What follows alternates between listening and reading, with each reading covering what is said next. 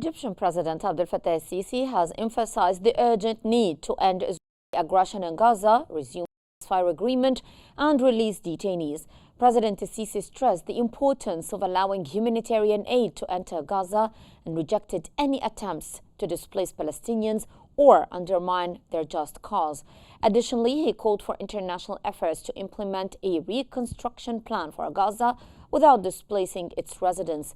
That came as the Egyptian president welcomed his Lebanese counterpart Joseph Aoun at the Ittihadiyya Palace in Cairo. The two leaders held a closed meeting followed by extensive discussions focusing on strengthening bilateral relations, particularly in economic cooperation, infrastructure, and reconstruction efforts, while addressing regional stability challenges.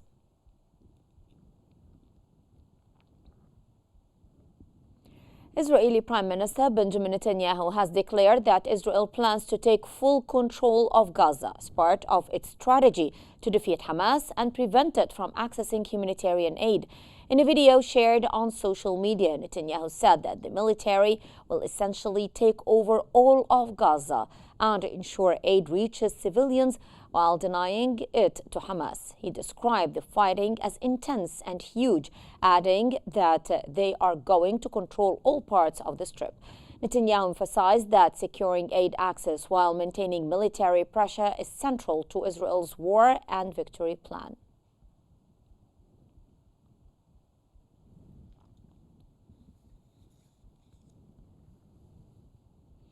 Sweden has strongly criticized Israel's recent statements about taking full control of Gaza, warning that such actions would breach international law.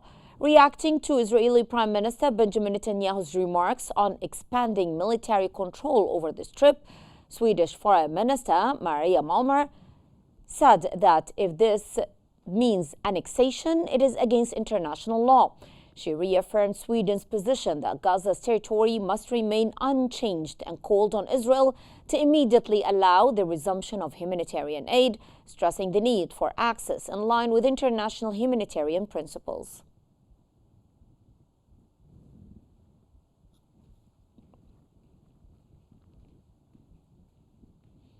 Spanish Prime Minister Pedro Sanchez has called for Israel to be excluded from the Eurovision Song Contest, citing solidarity with Palestinians affected by the Gaza conflict. He criticized the double standards in culture, pointing to Russia and Ukraine's war in 2022.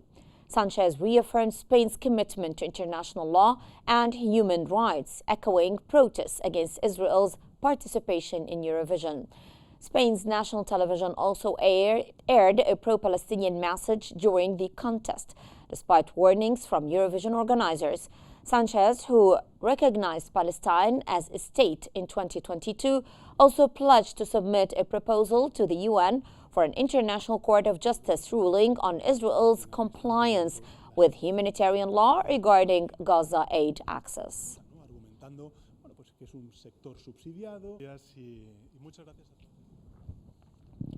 European leaders have condemned the ongoing humanitarian crisis in Gaza, calling for immediate aid and a resolution to the conflict. UK Prime Minister Keir Starmer described the situation as unacceptable and emphasized the need for international cooperation to address the crisis. European Commission President Ursula von der Leyen called the blockade on Gaza unacceptable, urging that humanitarian supplies be allowed to reach civilians immediately. She reiterated the need for a ceasefire, the release of hostages, and a long-term two-state solution for peace. European Council President Antonio Costa echoed these calls, urging Israel to cease its actions and Hamas to release hostages. He emphasized that only a two-state solution could bring lasting peace to the region. The EU has pledged continued support to the Palestinian Authority, announcing a €1.6 billion funding package to support peace efforts in the coming years. On Gaza, the humanitarian situation in Gaza is unacceptable. For 2 months now, no humanitarian. The UN Office for the Coordination of Humanitarian Affairs, OCHA, has confirmed ongoing discussions with Israeli authorities regarding the resumption of aid deliveries to Gaza. Israel recently announced plans to allow a limited amount of food and other supplies into the besieged territory. OCHA stated that it is currently negotiating the terms and conditions for the aid delivery, taking into account the situation on the ground.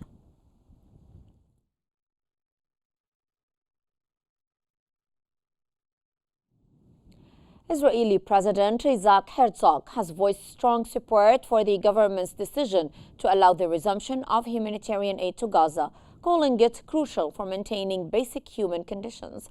Speaking to Israeli media, Herzog emphasized that this step is vital for Israel to uphold military capabilities, adhere to international humanitarian law, and preserve its humanity amid the ongoing conflict. He condemned Hamas as a cruel, sinister enemy, but reaffirmed Israel's commitment to leading with humanity during the crisis.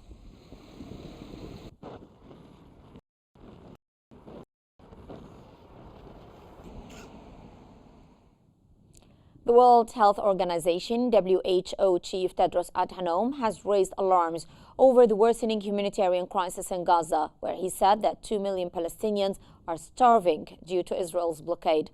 Speaking at the World Health Assembly, Tedros Adhanom warned that the blockade, which has lasted for 2 months, is pushing Gaza towards famine.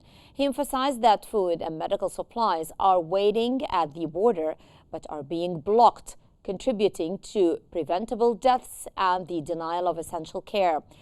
He also called on authorities to allow aid delivery into the enclave.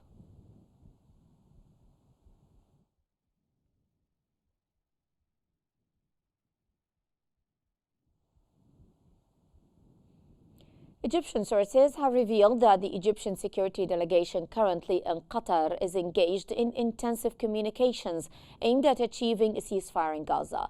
The sources informed Al Qahira News that Cairo and Doha are making concerted efforts in coordination with the U.S. to halt the escalation in Gaza, while also facilitating negotiations for a truce and allowing humanitarian aid into Gaza.